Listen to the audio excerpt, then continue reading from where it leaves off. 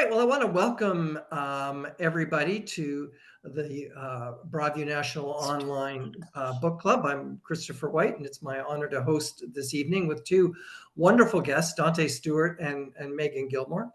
And clearly, the world has changed since we last were together. And we're living in what can only be described as incredibly tumultuous times and very difficult times. I can't speak for the rest of you, but every morning I wake up and I open my phone and I ask myself one question: what's he going to do to have the world help fall apart some more today? And Danté, we're in the middle of an election right here, and you may not be aware that we're also living in an environment where we've been called the 51st state, and that Mr. Trump wishes to annex us. So there is, in between that, the election, the tariffs. I would say that as Canadians, we're living in a time of, existential threat, sense of huge discombobulation, not a word I use very often, but also great anxiety and worry. So I'm going to start our time with you. And so let me introduce everybody to Danté. Danté is an award-winning writer, cultural critic, and minister whose work explores the inspections of race, religion, memory, and the emotional landscapes of Black American life. His work has appeared or is forthcoming in the New York Times, ESPN, NPR, The Atlantic, The Washington Post, Oxford American. He is the author of Shoutin' in the Fire, an American Epistle, a critically acclaimed memoir that examines faith, identity, and the struggle for belonging in a racially fractured country. His forthcoming book, What a Broken Heart Can Do, blends memoir, cultural history, and investigative reporting to explore how heartbreak, personal, communion, and national shapes our lives and what it means to heal in an age of grief. His forthcoming ESPN essay is on what football means to one small Black rural town, which is being produced into an ESPN documentary on which Danté serves as a writer. He's a graduate of Clemson University and Emory University. He's been named Georgia's Writers Association's the Georgia Writer of the Year and was named Clemson University's Roaring 10 for 2025, honoring outstanding young alumni. He's a former college football player turned theologian, poet and essayist who lives in Georgia with his wife and children. Danté, welcome to the Broadview National Reading Club. Thank you for being a guest tonight. Thank you for having me. You reading my bio. I'm like, oh man, it's true. Is it true? Yeah, it's true. That's good. Is it real? I don't know. Well, that's what I received. So I'm assuming that's what I got. So I'm assuming that it's real. So first of all, again, thank you for your piece in Broadview. It was it's certainly timely. It certainly touched many different places. And where I really want to start is, and I referred in the introduction that we're in such a tumultuous, difficult time right now. And my spouse Wendy puts it this way: it's a lot easier to read about history than to be living in it. And I think that's a fairly accurate description. And you're very open in the beginning of the article about your depression and living with depression and the impact you had. And that's something that I also have lived with and have an understanding for. And you used words, about like anticipatory grief and asking the question what a broken heart can do. And so where are you now when we look at the article and what's happened since?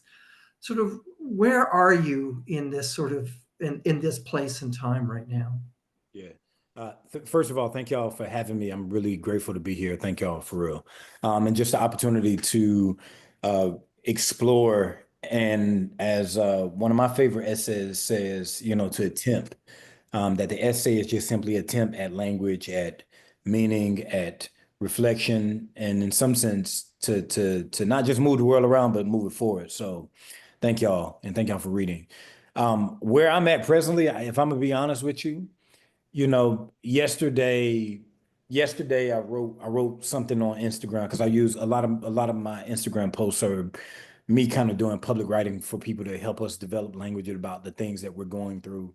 And yesterday as I was writing, it really hit me that golly, man, it is so difficult to have words to describe the kind of overwhelm and the cruelty that's happening right now. And I think there's something about anticipatory grief that Elizabeth Kubler-Ross in her book on grief and grieving, the little green book, that she names.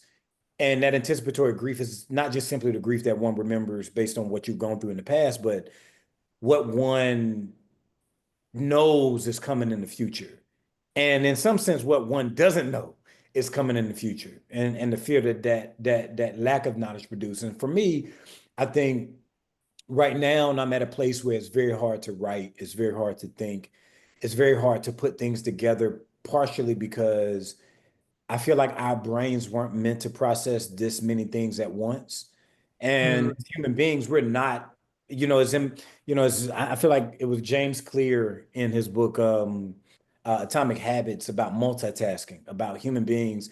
Our brains just, our brains aren't cognitively efficient or, made to multitask. I mean, we just flip from one task to the other in a very short span of time. And I think right now, what's happening is like we're so overwhelmed with things that's happening in the news, things that's happening, either in our places of existence or someone else's, in which, there's an interdependence in those realities, to where like it's so much to have to deal with every single day. So on the one hand, I'm emptied of words and struggling with words. But then on the other hand, I always love like books and things like that. And I'm always like reading.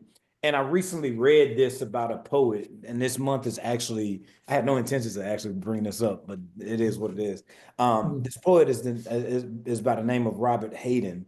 And the introduction of his collected poems, the writer of the introduction lamented the possibility of Robert Hayden falling deeper and deeper into like non-visibility, partly because of time and context and things like that.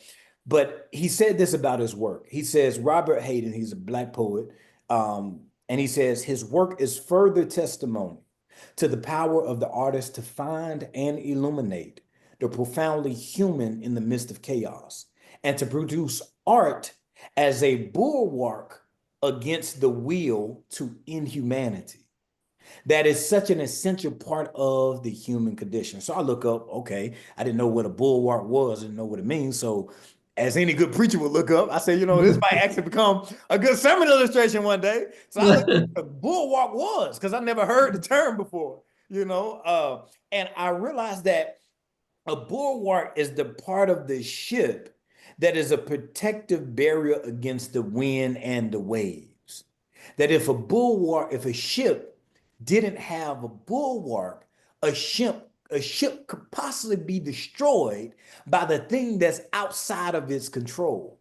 So what the bulwark simply suggests is that it is simply a part of the ship that allows it to handle what it has no control over.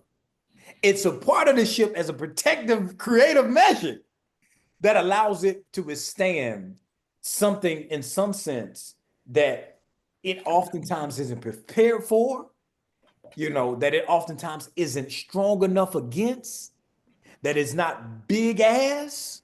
So, what I think for me, on one hand, I am emptied of words because of the various ways and winds that's affecting our lives right now. And on the other hand, I'm attempting every day to produce a kind of bulwark in every single day that'll help us steady inside the storm, steady my heart, and attempt to find creative ways to protect our humanity when everything says let it go. Thank you for that very much. One of the themes in your article was sort of the continuity of the Black experience throughout the United States. And where do you place what's happening right now within that continuity? Mm-hmm. For me, it goes back to I don't know if no. This is the difficult part about my sheer lack of knowledge of Canadian life. So my bad, y'all. I'm sure y'all know more about us as Americans than we know about you. So I'm going to talk and assume as if you know what I'm going to be talking about. Is that fair? Yes. Okay, good.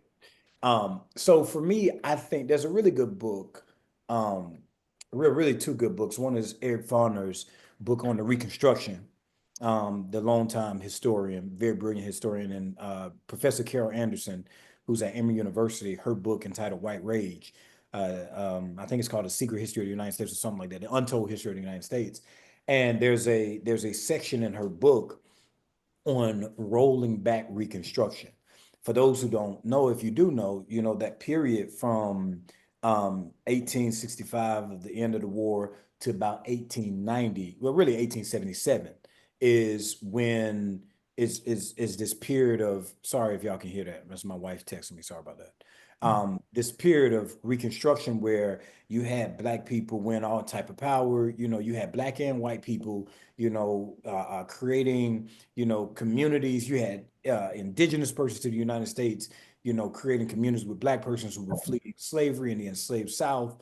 Um, and this environment created a kind of, I won't say a respite, but it created a kind of bulwark of sorts against the deep and dangerous whiter parts of American history in this country.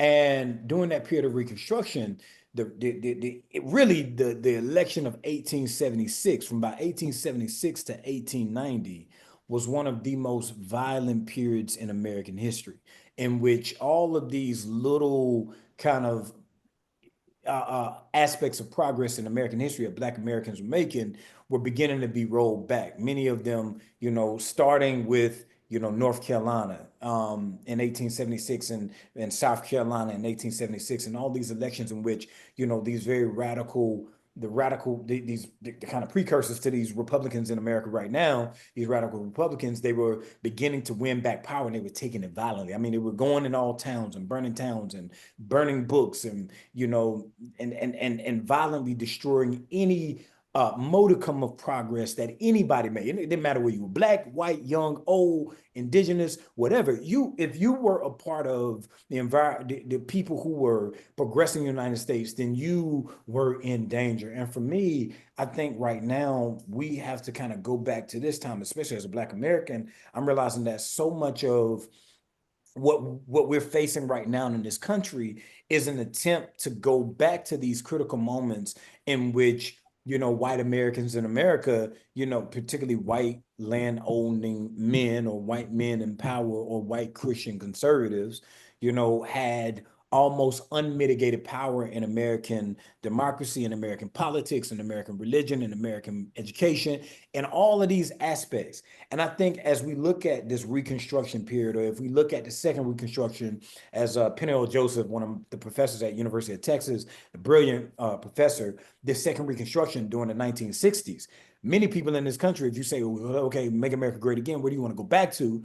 Oftentimes the conception is like the 1950s or the 1880s, 1890s, in which there was little to any resistance to this kind of given system of injustice. And I think right now for Black Americans, on the one hand, there is the white America, the America of the kind of the bad America that wants to go back in time. But for me, there's also another America. This kind of goes back to John Berger.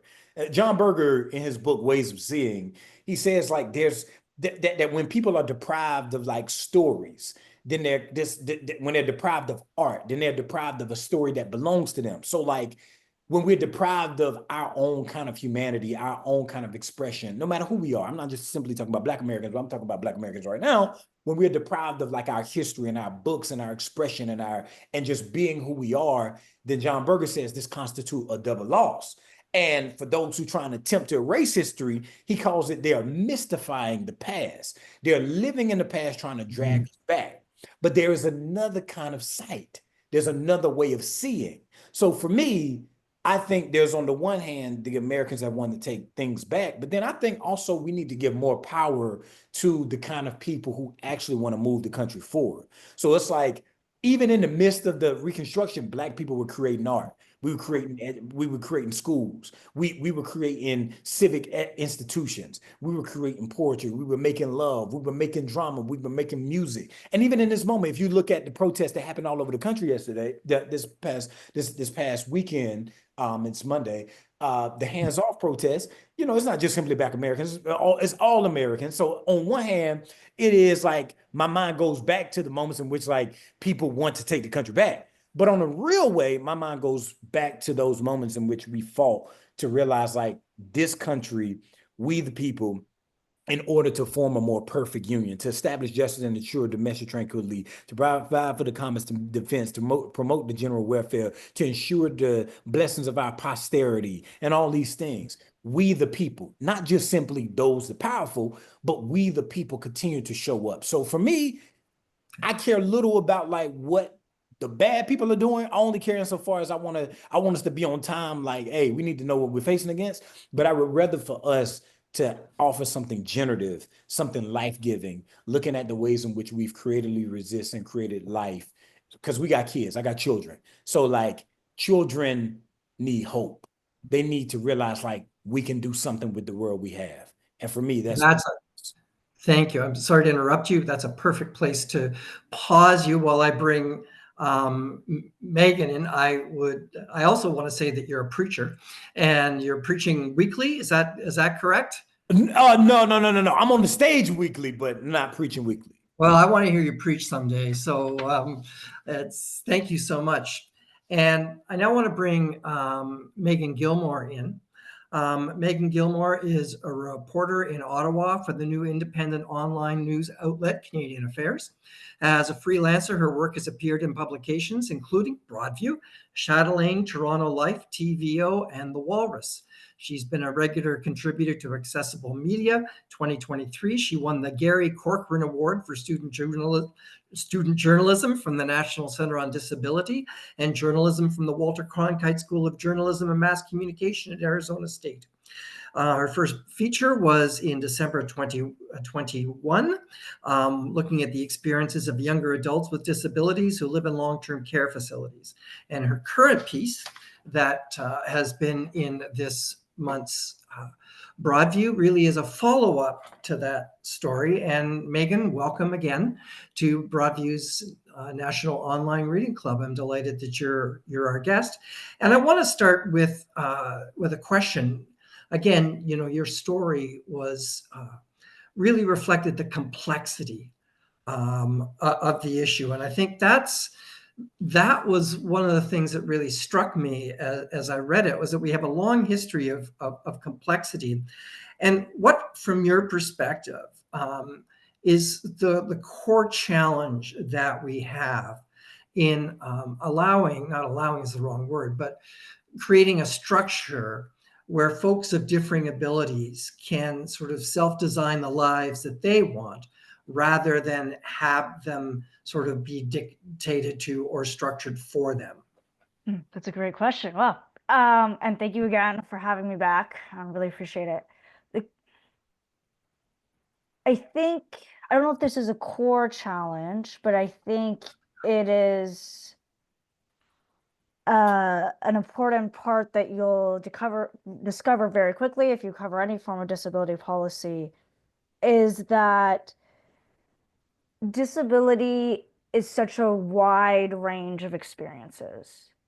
And it can be difficult then in terms of policy to create something that will give each person the maximum benefit, because what each person needs or how they access things are so different from each other. And I don't think that's a bad thing. It's just a reality of life. And when it comes to government bureaucracy, government services, it's easier to create a system if you can just strip people of their individuality and create, little boxes where we fit people in. And what they're trying to do in Nova Scotia is say, hey, why don't we create something differently? There was this image that the executive director of Inclusion Nova Scotia gave in the interview, was that before, people had a menu of options that they could choose for themselves or often for their children.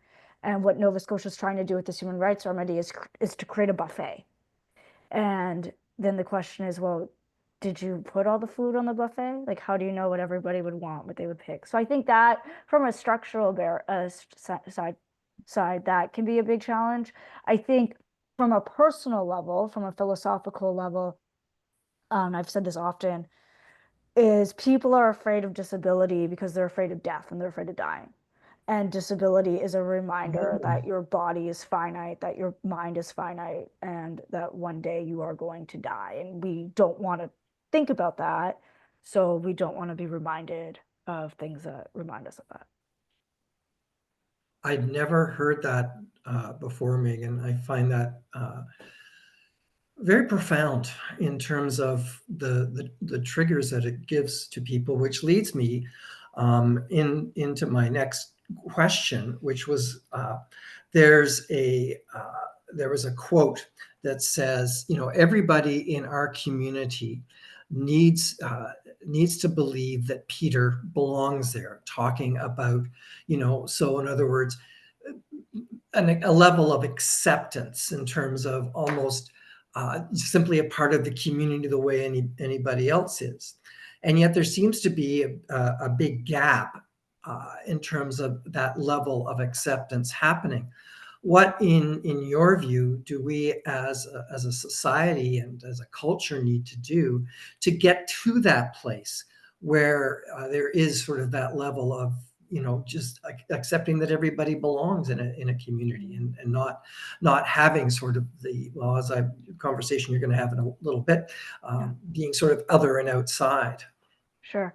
And just for those who may not, I'm assuming that most people are not as intimately familiar with this article as I am. So the quote that Christopher is referencing there is by a woman in the story, Stephanie Carver, whose son, Peter, has numerous disabilities, but he's a young adult and he's one of the first generations of Nova Scotians to come of age with disability during the implementation of this human rights remedy. So their family is really trying to figure out, like, what is this going to look like? And there is no roadmap to follow, and there's nobody who can say this is what it was like when I was doing this for my child. And what she told me is exactly what Christopher read, that she was like, we can change funding programs, we can change all these things, but that doesn't matter if our community doesn't believe that he deserves to be there, that he needs to be there. And I think one of the places we can start in terms of building communities like this is realizing that every human needs everyone else. Like, you are not, in the words of Simon and Garfunkel, an island. You are not a rock. You are not detached from everyone. And as much as individual freedom is important, you also have to realize, like, you are part of a community and the choices that you make will affect other people. So realizing that we all need each other, and someone who lives with a disability is not more in need of their community than someone who does not have a disability, in the sense that as part of being a human means that you need other people. And people with disabilities, we have some more obvious pronounced needs. I'm legally blind. I cannot drive a car. I live in Ottawa, a city that is famous for lackluster public transit. And I'm reminded of this every Sunday morning when someone arrives at my apartment to pick me up for church. And I have to live with this. I don't like this. I would rather get myself there on my own. But part of being in this community means that I have to accept help from others, and then I also have to give help to them in return. And I think as much as I will argue that disabled people or people with disabilities do have unique and specific challenges that is unique to our disability, having a challenge is a common experience of all humanity. And I think if we can remember that, it can help a lot with these conversations. Okay, thank you. Why does it take, going back into your article, one of the things that, again, struck me was the fact that it took a court case going to the Nova Scotia Supreme Court to get this program, the remedy, launched. And so sort of a two-part question. Part one, why did it take, like, just sort of a general comment in terms of why does it take a society to have to get to the Supreme Court of a province before there's changes made? And then secondly, how hopeful are you what's being called the remedy is going to bring about the changes that are needed in the system? Well, people more intelligent than I who understand disability legislation will argue that the reason why it takes a court challenge is because that's how our laws are structured. It's based on complaints. Change does not happen because people are like, oh, let's build something good. It happens because somebody says, this is not built properly, please fix it. And that's how the conversation goes. One of the practical realities, I think, of why it would take a court case is this is a court case that was dealing with institutionalization. Specifically, this human rights challenge was about individuals who had been improperly housed in psychiatric wards when they were medically fit to be returned to the community, but there was no place for them to go. And there is a history of the institutionalization of disabled people in Canada. So when we are not part of the conversation, if we are not part of society that everybody sees and knows, you don't think about it. Disability is a fascinating thing to cover because most people, in my experience, think that it doesn't affect them and it only will affect you when it's you who get the diagnosis or it's your friend or it's your family member, even though it is the only identity group, quote unquote, that you can enter at any point in your life. And it does not discriminate against age or race or income, anything like that. Anyone can acquire a disability. But people think they can't and they don't think about it until they have to. So that's one of the reasons why, or some of the reasons why it takes a court challenge. How hopeful am I? Yeah, that is a great question. I was actually having a conversation with somebody probably about a month ago in my full-time job at Canadian Affairs. I was interviewing somebody who works in Nova Scotia, and we just started chatting about this remedy. I am hopeful that some things will be done within the 5 years. Like that sounds like we know something is going to happen. I'm hopeful that there will be some institutions closed down. What I think people will get at the end of this 5-year process is the beginning of something, not the final product. I think you're going to get maybe, your first prototype or maybe your second iteration. But I think this is a process that is going to have to continue. Programs are going to have to continue to be refined. And a lot of what the next few years will be, and a lot of sources spoke about this just for space and for, to respect the time of all you readers. I chose not to put it in there. But a big part of this is managing people's expectations. And that, I think, will be the tricky part. There are some people who wanted change right away, and they would say 5 years is too long for this systemic change. But then experts in social policy will tell you 5 years is a very short amount of time for what we're asking to do. This is incredibly ambitious. So a lot of it's going to be managing expectations and like listening to people. I think I don't know if there's anyone from Nova Scotia on the call, but I think moments like this are big opportunities for let's say, if you are affiliated with a house of worship, it's a big opportunity for religious groups or other community groups to step in and really start to show what an inclusive community looks like. But yeah, I think there will be something at the end of 5 years. I do not think it will be the full, complete thing, and I don't think it's intended to be. And Meagan, I really want to affirm something you said about disabilities based on my own family experience. My now late father-in-law had a catastrophic fall a number of years ago and became a quadriplegic. And and all of a sudden we were in a whole different world. And it was, the whole experience was not only very difficult, obviously, but eye-opening when you suddenly become into that world. So thank you for your writing and raising these issues. I'd like to bring Danté back in as well as part of the conversation. So Danté and Meagan, one of the questions that both your articles and reflections have left me with is this: as human beings, we have a capacity or a tendency often to sort of what I call other groups, other people, that we treat them as others, not as ourselves.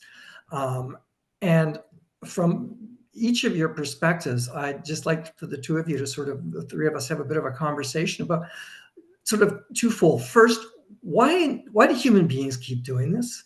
Because I see it, I've seen it throughout my lifetime, and I see us getting better, and then I see us moving backwards.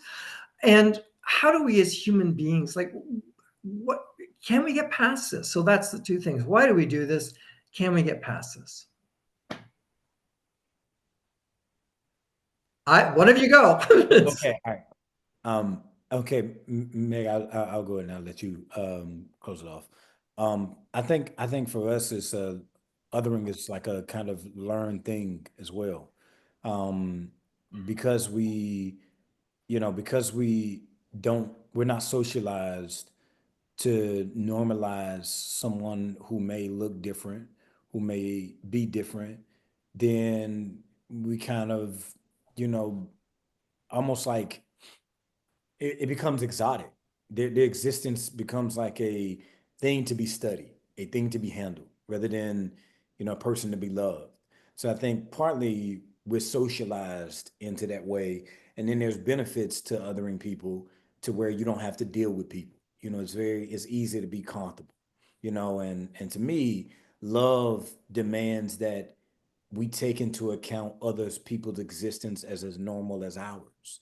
It's living in such a way that you know I think about another person's humanity in mind. So I think we're taught that way, and partly I just, I mean, I don't know, I'm not a fool of history. So you know all this reading has bore witness that being othered is just a thing of history. I'm reading Seneca's letters to Stoics, and Seneca lamented the gladiator duels and wondered if anybody was angry at it. That was in the first century. And here we are in 2025, and I think we're asking the same questions. But there is, to me, people who like Seneca, who like me, who like Meagan, who like you and others, who would do what Seneca done and ask, is anybody seeing this? Does anybody think anything different? So I think, I think we're taught it, but then also like we got to be dragged out of it. Okay, thank you. Meagan. And like building on what Danté said, there is a sense of like people are trying to find a way to explain the world and how do I operate in it. So you categorize people, like you put them into boxes that you can understand as a way of just functioning. But a lot of it has to go with not building relationships with people. And I know there's probably like sociologists and like urban planners who can talk about the whole history, like how we even design cities and where we live and who lives in what section and the history of how our cities came to be. And why is it that people now in many places live in a neighborhood where everybody looks like them, makes the same amount of money as them, has the same type of car, that type of thing. So like structurally, like we think we've built certain parts of society to separate ourselves out. I for many years before I moved to Ottawa, I lived in Toronto. I was born and raised in southwestern Ontario, and I never wanted to live in Toronto, but nevertheless, there I was in Canada's largest city. And I remember hearing things from people who would come and visit. And they either, I had a friend who was working in China at the time, and she would come back to visit, or people who were just like never been to Toronto before. And they would be like, oh, like you guys don't notice when they talk about Toronto being a multicultural city, you actually see it here. Because even though you have those pockets of little Italy, little Portugal, whatever, it doesn't really seem to matter because everybody just lives in the same neighborhood. And I know it's not true in every Toronto neighborhood, that there are definitely some, hi Rosedale, that are not as much like that. But when Tony points out to you, I'm like, oh yeah, like that, like we don't bat an eye on that. Like it's just like the way it is here. But that city has been the way it operates. Yeah, so I think a lot of it is, some of it is really just a structural way of how we've organized our lives. Mhm. I had the opportunity to interview 3 therapists recently about what's going on and how do we get through it. And one of the comments one of them made is that we live in a time of permissive hatred. And that really shocked me and struck with me. And both Danté and Meagan, as people of faith and people who come from talking about that power of love, where are you seeing that love can overpower that sort of permissive hatred that's become part of our culture right now? So Dante, in his piece, drew a lot on the story of the road to Emmaus. So after the resurrection, there's 2 disciples who are walking on the road to Emmaus, and Jesus appears to them, and they don't recognize him at first. And it's a beautiful story. It's one of my favorite stories in the Easter story. So thank you, Dante. But if you go back a little earlier in the Gospels, when Jesus is naming his 12 apostles, and the group of men that are named there that he's assembled, and you have Simon the Zealot there, and a tax collector, and a bunch of fishermen, and this big, diverse group of people who have nothing in common except they have chosen to follow this rabbi who called them. Yeah, so for me, like, where do I see evidence of that? I see it every morning. So not every morning, every Sunday morning when I show up.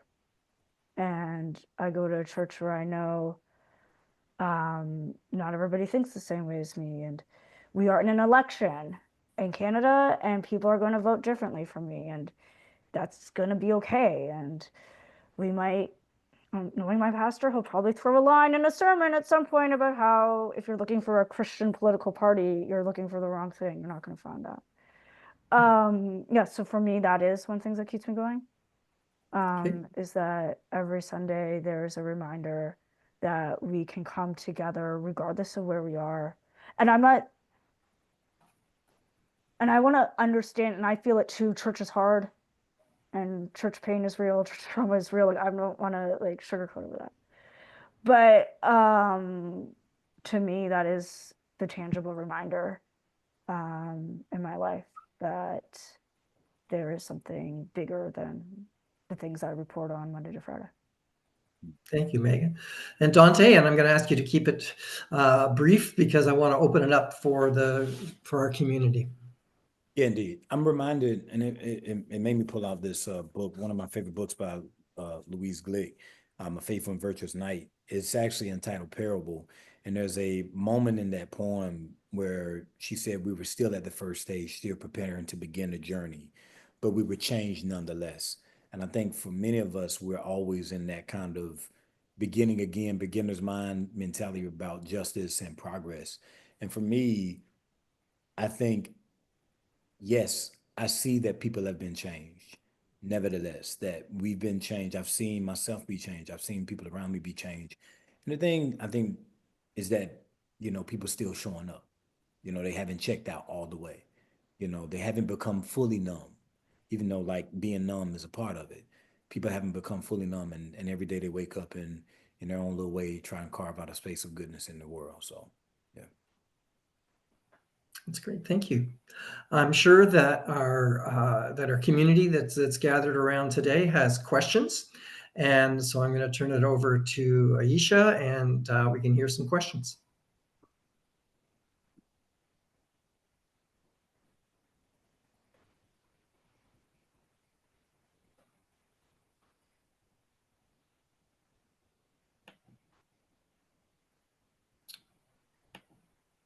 Okay. All right. Are there any questions? You can send them in the chat. And I'm just checking now. Okay. So while we're waiting, for questions. Then I'm going to go back. Oh, Mary Leslie has a question. Her hand is up, Aisha. We are asking you to put them in the chat. Okay. Oh, in the chat. Okay. That's all right. Hi, Mary. Hi. I have a question for Danté. So I will put it in the chat if you wish that. That's all right. Go. Okay, I can talk? Okay. Sure. Danté, I read your article and I've heard what you've said today. I missed just the first few minutes. What sustains you right now? I mean, I appreciate that it is a pretty overwhelming time, but you're still staying sane. You're still speaking. You're still doing what you're doing to try to connect with people and do your work. What mostly sustains you right now through this time? Mm-hmm. So part of it is the books that I read. So I'm reading a lot of poetry right now. I'm actually in the fall, I just got accepted into an MFA program in creative writing and poetry because I want to teach creative writing one day. So reading a lot of poetry lately, reading a lot of books, and kind of giving myself to the work of writing, surrendering to the process of writing every single day. And in some sense, allowing myself to remain open to love and give love and put love into the world, whether that's through my family, my children, my friends, my wife, my children, my family, extended family, my friends, and things like that. I also run all the time. This week is 48 miles. I got to hit 48 miles for my goal this week. I run and work out all the time. And then in some sense, I make myself available to the world. Like I go to the coffee shop, and some days I'm just there to just sit and talk to people, which is an extension of the kind of public work that I do on Instagram. It's me kind of remaining, as Mary Oliver said, I tell you this to break your heart, by which I mean that your heart may be broken open, never to close up again, ever again. And I think for me, that is a part of, we are sustained by the goodness and the confusion that we hold together. And so whether we're good, whether we're bad, whether we're up, whether we're down, we're sustained by one another. And I learned this in a recent LA trip with my friend Tanya Mosley, who's the host of NPR Fresh Air, one of the hosts. And we sat together and we talked and we reminisced over the years, and we just spend time together. And I think that's how we're sustained. We're sustained by one another. So I think leaning into one another, leaning into whatever community we can create, doing things to be good to our mind and to our bodies, and our souls and our spirits, I think is what sustains us and sustains me. Oh, that's wonderful. Have you come across Valerie Brown? I don't know if I have. Civil rights lawyer who has become sort of a Buddhist Quaker person, advancing the case for human care for Black people and for the times we're in. She just did a presentation at Upaya Zen Center this past weekend, and your words reflect on the importance she placed of community and of physical activity as well. So very good. I'm impressed. I hope we'll hear more from you as time goes on. Thank you, Mary. I appreciate you. Yeah. Thank you. And if folks can use the chat if they have another other questions. If not, then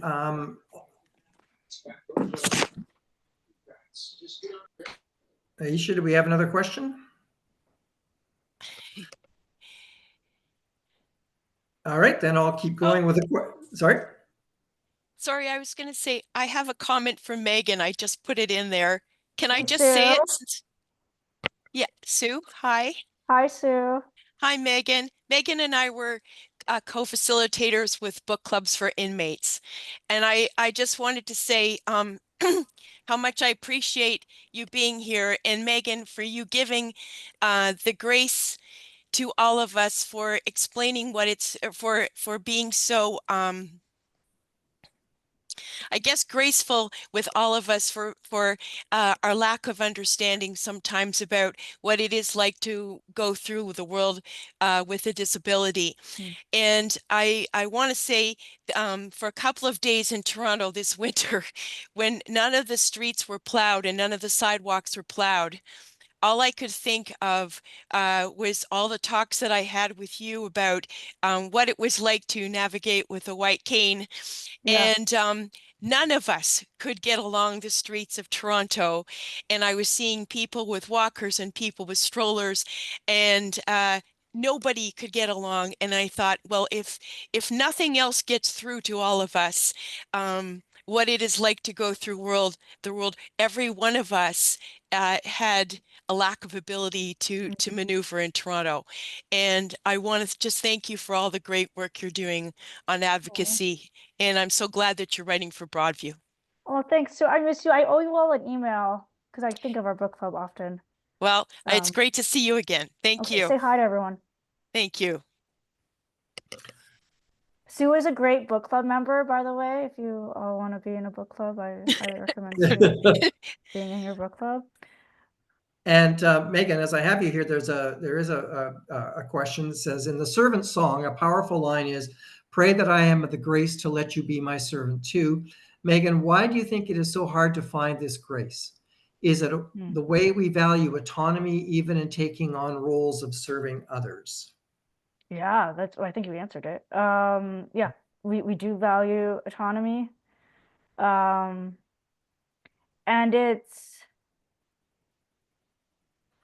it's hard. It's like it's hard to admit, hey, I can't do something or I need help. So one of the things that I've become a little more frustrated about in recent years, which I'll tell groups, like I'm going to tell you, is often people be like, oh, like you have a disability, like we should remind you of all the things that you can do. To which, and I'm sure that there are many people with disabilities, as there are people who don't have disabilities, who struggle to remember their capabilities and what they can do. And I'll sometimes remember that as well. But I'll tell them, like, the challenge I have with that is, like, I have a public job. I can go into the back end of my news publication's website and tell you how many people read my articles as compared to my teammates. And I may spend too much time doing that. Like I am aware of what I can do, and I've built a semi-public career on that. I don't need anyone else telling me that again. What I need you to tell me is that I am still valued and I am still loved fully when I cannot do. When I'm crying in the middle of the night because I'm scared of what the future looks like as a disabled woman. That's what I need to be told. I need to be told that my value is not dependent on what I produce or not produce. And I think there's this idea often, particularly when it comes to disability, is, oh, we have to remind all the disabled people that they're still able to do things. To which I would say, like, we know that. Like, we know what we can do. We can tell you. Many of us spent a good portion of our life learning how to articulate what I can do, what I need help with, what I can't do at all. Like we know how to do this. We've had to like learn that language to get through life. Yeah, so I think part of it is first that desire for autonomy, but also that persistent like rooting our identity in our production and what we quote unquote give to society in terms of like our produce. Thank you. And this is for both you and Danté, because Dante has spoken about his own challenges around mental health. And the question is, mental health is a big issue for people being othered. Self-care is often not easy to practice in this busy world. What are your top 3 tips for self-care? And how do we challenge stigma around mental health or making time to look after ourselves? And I think that's true for all of us, especially right now. I think feeling overwhelmed is very much the case at this moment. So, top 3 tips for self-care from both of you. Dante, go. You're much further ahead. Shoot, I feel like I'm starting over each day for real though. But for me, I think I can kind of tell you what I do. So every morning I get up, it's like it's pretty much kind of like be poured in, get going, pour out. It's very simple for me. Pour into yourself, get moving, get going, and pour out. So for me, pouring in myself every morning, I am a very early riser. So I get up at 4:30 every day, even on vacation. It's a thing for me. I got to get up. I got to get my time to myself. I got to be to myself. And the older that I get, the more that I really prioritize and cherish my alone time and just being alone and hearing myself and just being by myself, so that like once I do enter the world, whether it's to my family or to the world, that I do that from overflow. So like I want to, get poured into. So I use this app called Headspace, and I use the meditation app. And I use that time to like read and to pour into myself. I'm reading right now. I'm reading Seneca. I'm reading Frederick Buechner, Secrets in the Dark. So it's kind of like I want something that's going to fill up my kind of philosophical wisdom brain. I want something that's going to help my spirituality, and I want something that's going to help my heart. So I've been leaning on poetry a lot lately too. So that's kind of my three things that I read, and then it's not long. It's I pour into myself and I get moving. I go work out, every morning. I'm not saying like this is not. I'm not saying this is something that someone should do. I'm just saying it's something that I do. I just kind of get moving, because I know I want to be always cognizant of like people's life, in the different kind of context they're living in. But for me, it's like I got to get moving, and things like that for my own dopamine and serotonin, for my own brain, to kind of wake my brain up. And if I don't work out, I'm gonna have a bad day. And everybody else gonna have a bad day with me. So I gotta get moving. And then I pour myself out, whether that's through writing, giving myself surrender to my project, making myself available to the world. That's three simple things that I would say is, we got to be filled up, we got to be poured into, we got to get moving because there's a physicality, if we can't move, physically, how can we get our heart and our brain moving, or whatever parts of us can be moved. And then lastly, to pour out, how can we make ourselves available to the world? And I think to me, that sustains me mentally, because it gives me a kind of sense of something higher, greater than myself. It gives me a sense of groundedness. And it gives me a sense of like, I'm steadily moving forward. Thank you. And Meagan, if you can wrap us up tonight with your top three. Oh, wow. Okay. Similar to Danté, yeah, exercise, like physical activity, it's been really helpful. If anyone here is a writer, actually, that's one of the key tips for writing is to walk while you're thinking about what you're writing about. It can help you solve your writing problems. Cooking, I find very helpful, as well as sharing food regularly with friends or others. It's really helpful. And then spending time with children and or the elderly, I find helpful for gaining perspective and sometimes just reminding me of fun. For kids, because they remind me of like maybe not everything in life is terrible, and also they give me some motivation to be like, I'm going to try to make this world a little less terrible for you. And the elderly, because they have seen many things that I will never see, and they have all lived through their strange chapters of history and lived to tell the tale. Wonderful. Thank you. And Danté, a comment's been made. Fill up, more pour out needs to be on a t-shirt. So there you go. I want to thank you both so much for being our guests today. It's been a wonderful opportunity to get to know both of you and to share your stories and to be enriched by them. And personally, I have found tonight to be sustaining for me, and I know that I speak for others when we say that this has, I think, helped us in the very challenging times in which we find ourselves and the increasingly challenging times that lie ahead. So Danté and Meagan, thank you both. It's been a real gift to have you. And thank you to all those who participated as part of a community tonight to hear and to learn and to grow together. And we will look forward to the next time we gather with new guests, new stories, and new conversations. It's been delightful to have you, and I'll say good night. Again, my name is Christopher White, and this has been the Broadview National Online Reading Club. Good night.